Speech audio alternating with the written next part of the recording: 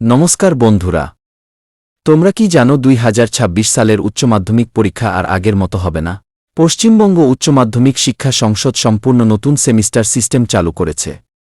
আর আজ আমি তোমাদের দেখাব দ্বাদশ শ্রেণীর নতুন বাংলা সিলেবাসে কি বড় পরিবর্তন এসেছে।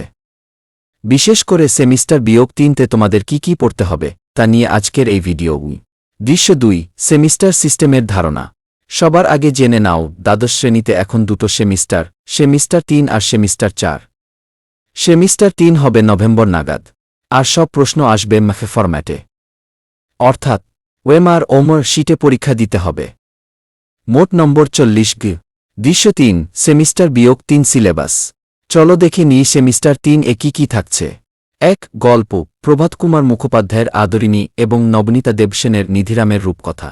2. প্রবন্ধ, স্বামী বিবেকানন্দের বিখ্যাত বাংলা ভাষা। 3. কবিতা, শ্রীজাতর অন্ধকার লেখাগুচ্ছ, পাবলো নেরুদার তার সকাশে এবং শঙ্কর রায় ও ধারাইয়ের খোয়াই। 4. ভাষা ও সংস্কৃতি, এখানে থাকছে বাংলা গানের ইতিহাস, বিজ্ঞানচর্চা আর ক্রীড়া সংস্কৃতি। আর ব্যাকরণ থেকে থাকছে ধ্বনিতত্ত্ব ও শব্দার্থতত্ত্ব। দৃশ্য 4, টিপস ও উপসংহার। মনে রাখবে, যেহেতু সব প্রশ্ন ম্যাথে আসবে, তাই তোমাদের টেক্সট বই খুব খুঁটিয়ে পড়তে হবে। প্রতিটি লাইনের ভেতর থেকে প্রশ্ন আসতে পারে।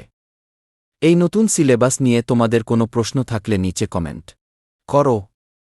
আর ভিডিওটি ভালো লাগলে বন্ধুদের সাথে শেয়ার করতে ভুলো না।